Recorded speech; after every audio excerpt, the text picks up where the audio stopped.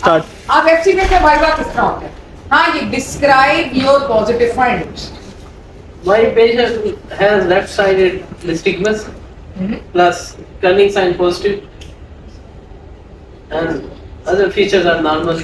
जो सबसे main feature है वो बताइए ना, जिसका कमांड जो आपको मिली थी कि examine the eyes of the relevant. Eyes में आपने क्या देखा? क्या left sided failure to abduct, left eye के अंदर फेलियर ऑफ एब्डक्शन थी।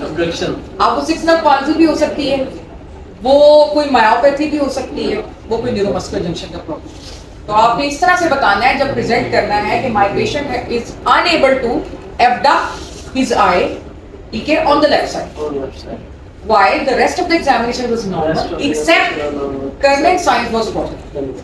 So my most likely diagnosis is sixth nerve palsy due to tuberculosis. Yeah, this is how you will present your case. So it's confirmed trigger. नहीं, आपने देखो ना, ऐसे आप लोगों को कोई इंटरेस्ट नहीं तो you can leave the class, it's okay, I don't mind attendance आपकी लग जाएगी, ठीक है? मतलब whatever I am telling you is relevant, it's not much above your level. आप फाइनल ईयर में हैं, मेरा ख्याल है 4-5 साल के बाद आप इसी मुकाम पे होंगे जिस मुकाम पर ये है, क्यों जी? बिल्कुल। 4-5 इयर्स क्या होते हैं?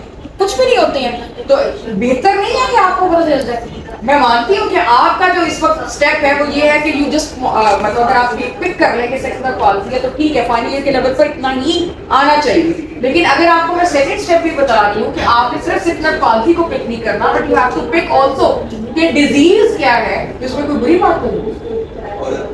तो आई एम टेलिंग यू कि आपने डिजीज को कैसे पिक करना है। मेरा ख्याल है मैंने कोई इतनी मुश्किल बात नहीं की है जो कि फाइनल ईयर वालों को समझना नहीं, किसी को भी ये समझ आ सकती है। मैंने मुश्किल बात की है। आपने पिक किया सिक्स नर्व पाल्सी, आप this is not your job कि आपने सिर्फ ये पिक कर ली। अब आपने ये भी तो देखना है कि डिजीज कौन सी है, ताकि as a doctor you can treat that disease. या बस सिक्स नर्व पाल्सी करके आप चले जाओ घर। फाइनल ईयर का एग्जाम जब आप पास कर लेंगे तो उसके बाद आपको डिग्री मिल जाएगी कि आप डॉक्टर हैं। आप एज ए डॉक्टर जो है वो देखते हैं मरीज को और आप कहते हैं कि सिक्स नर्व पाल्सी, क्या मरीज आपका सेटिस्फाइड हो जाएगा?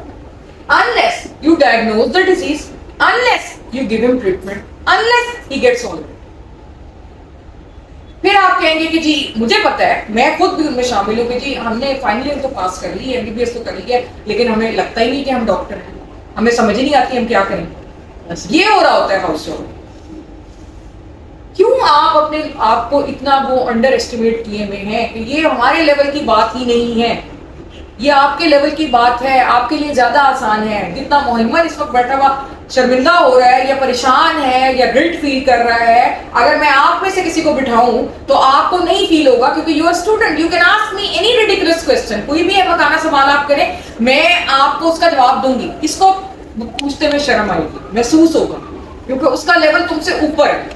आप लोगों को तो फायदा है कि at this stage you can ask any question to me, और कोई भी वो उसका बुरा नहीं बनाएगा, बल्कि वो कहेंगे यार इसको तो बड़ा शौक है पढ़ने का, they will give you extra credit. इसको नहीं मिलने वाला। तो आपने इस स्टेज पर आना है, इस स्टेज पर आके सीखना है, या इसके बाद आप डिसाइड खुद कर।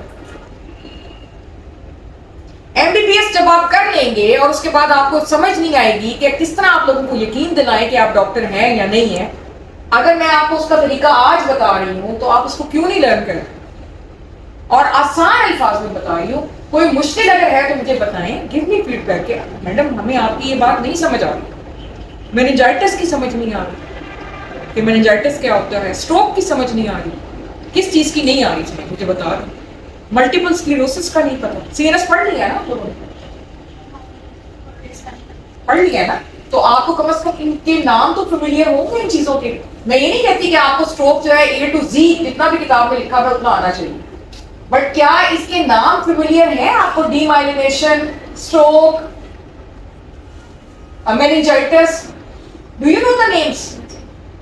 तो इसमें कौन सी ऐसी मुश्किल बात है जो कि आप लोग इतने डिसइंटरेस्टेड होकर बातचीत करते हैं? Still, if you're not interested, तो please don't disturb us. Please leave. ठीक है? तो मैं आपको ये बता रही थी कि आपने इस तरीके से अपना एक मतलब अगर मैं आपकी जगह हूँ एज ए कैंडिडेट तो मैंने ये बताना है कि पेशेंट जो है is unable to move, the left eye towards left side, unable to abduct, and in the presence of the turning sign, it can be tuberculous meningitis. अब फिर मैं ये सवाल पूछूंगी, अच्छा, what can be the causes of sixth meningitis? अब आप जवाब. It can be tumor, trauma, infection like meningitis, inflammation like Infarction like Millard-Gubler syndrome. Millard-Gubler syndrome.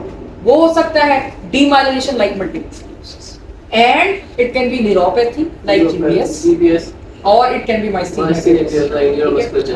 इस तरीके से फिर आपने जवाब दिया. फिर मैं इसको कहूंगी कि why did you call कि this is TBM? तुमने TBM क्यों कहा इसको? तुम कहोगे because TBM is common. ठीक है, इस एज ग्रुप में यूजुअली स्ट्रोक तो नहीं होता ना, डीमाइलिनेशन भी यूजुअली यंग एज में होती है, and Kernig sign was positive. Curling sign also positive in meningitis. Meningitis TBM नहीं कह रही ना मैं कि तुम इसको जस्टिफाई कैसे करोगे. आई एम टेलिंग यू कि पहले तुमने प्रेजेंट कैसे करना है कि जी मेरी फाइंडिंग्स ये थी और इन फाइंडिंग्स की बेस पर मैंने ये टीबीएम बनाया डायग्नोसिस. फिर मैं तुमसे पूछूंगी what else and why didn't you से कि ये डायग्नोसिस था, तुमने क्यों टीबीएम का नाम दिया? तुम कहोगे कि एज कॉमन है, ये ज्यादा कर्निक साइंस पॉसिबल. ठीक है, फिर मैं तुम्हें कहूंगी how would you investigate the patient? बताओ. LP, lumbar puncture. Lumbar puncture. What would you see in the lumbar puncture? See lymphocytes. Proteins would be raised, glucose would be low, or cells will be more, and they will be lymphocytes. फिर मैं कहूँगी how would you treat the patient? फिर तुम कहोगे मैं उसको ATT दूंगा along with dexamethasone for 1 year. So this is how you present your short case, and this is how cross questioning होती है. ये मैं आपको बता रही हूँ. मन कर.